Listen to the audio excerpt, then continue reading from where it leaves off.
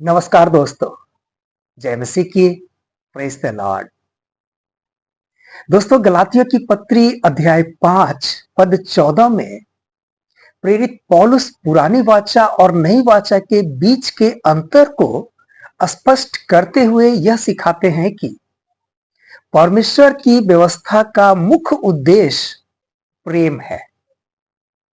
इस पद में लिखा है, क्योंकि संपूर्ण व्यवस्था इस कथन के एक ही शब्द में पूर्ण हो जाती है, तू अपने पड़ोसी से अपने समान प्रेम रख।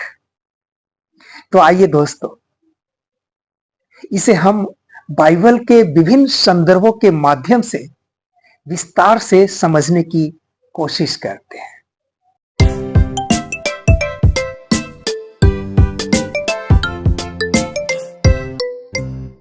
मेरे प्रिय भाइयों और बहनों, हम लोग 6 मुख्य बिंदुओं के ऊपर चर्चा करेंगे, जिसमें से सबसे पहला बिंदु है व्यवस्था का सार प्रेम। दोस्तों, पुराने नियम की पूरी व्यवस्था, जिसमें 613 आज्ञाएं भी शामिल है, का मुख्य उद्देश्य परमेश्वर को मनुष्य और दूसरों के साथ सही संबंध में रखना था। मत्ती अध्याय 22 पद 37 से 40 में प्रभु यीशु मसीह कहते हैं कि परमेश्वर से प्रेम और पड़ोसी से प्रेम पूरी व्यवस्था और भविष्यवक्ताओं की शिक्षाओं का सार है। इस प्रकार से दोस्तों, प्रेम केवल एक भावना नहीं, बल्कि एक क्रियात्मक आज्ञा है जो परमेश्वर और दूसरों के प्रति हमारी जिम्मेदारी को प्रकट करती है। दूसरा बिंदु दोस्तों, प्रेम स्वार्थ और स्वार्थहीनता का अंतर। अपने पड़ोसी से अपने समान प्रेम रखना, इसका मतलब यह है कि हम अपने स्वार्थ को त्यागें और दूसरों की भलाई के लिए सोचें। रोमियो की पत्री अध्याय 13 पद 8 से 10 में स्पष्ट शब्दों में कहता है, जो प्रेम करता है उसने व्यवस्था को पूरा किया है। चोरी, हत्या और झूठ जैसे सभी निषेधात्मक नियम प्रेम की कमी का परिणाम है। जब हम दूसरों से प्रेम करते हैं तो हम अपने स्वार्थ को उसके हित के पीछे रखते हैं, है ना दोस्तों। तीसरा बिंदु दोस्तों, मसीही स्वतंत्रता का सही उपयोग।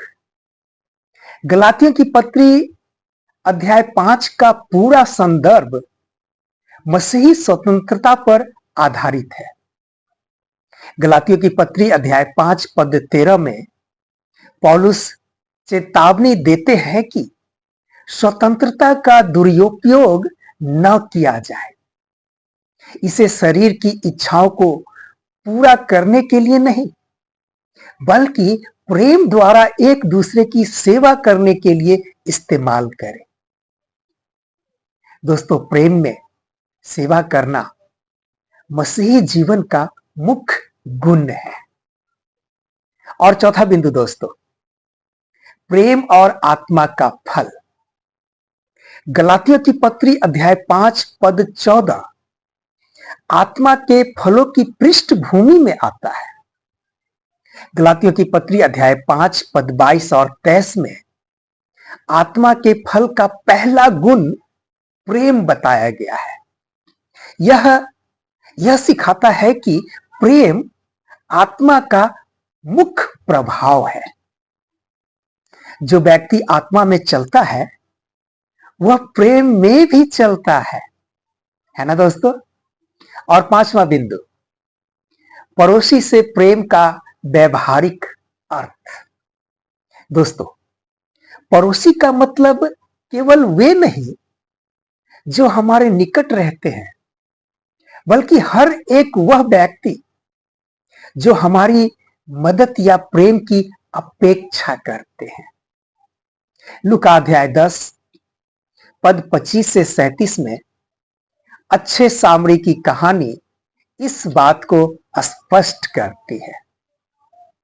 अपने पड़ोसी से प्रेम करना आत्मिक दृष्टिकोण के साथ हर व्यक्ति की भलाई के लिए कार्य करना है। और छठा बिंदु दोस्तों, नई वाचा में प्रेम का आदर्श। हमारे प्रभु यीशु मसीह ने प्रेम की परिभाषा को और गहरा किए। यूहन्ना अध्याय 13 पद 34 और 35 में उन्होंने कहा, मैं तुम्हें एक नई आज्ञा देता हूं कि तुम एक दूसरे से प्रेम करो, जैसे मैंने तुमसे प्रेम किया। दोस्तों, यह प्रेम बलिदान और निस्वार्थ है। बलिदानी, माफ कीजिएगा, यह प्रेम बलिदानी और निस्वार्थ है ना दोस्तों। और अंत में दोस्तों, निष्कर्ष के तौर पर मैं यही कहना चाहूंगा कि गलातियों की पत्री अध्याय 5 पद 14 हमें यह सिखाता है कि मसीही जीवन का उद्देश्य और केंद्र प्रेम है। यह प्रेम परमेश्वर से हमारा संबंध सुधारता है। यह प्रेम दूसरों के प्रति हमारी जिम्मेदारी को प्रकट करता है। यह प्रेम आत्मा के फल का पहला चिन्ह है। यह प्रेम हमें स्वार्थ से परे ले जाता है। दोस्तों, कैसा लगा आज का संदेश? यदि संदेश आपको अच्छा लगा हो, आप अपने जीवन में आशीष पाए हो, तो निश्चित ही अपने दोस्तों के साथ भी शेयर करें और लाइक और सब्सक्राइब करना न भूलें। फिर मिलते हैं दोस्तों अगले वीडियो में। तब तक के लिए जय मसीह की। प्रभु आप सबों को बहुत ऐसे आशीष प्रदान करे। आमीन।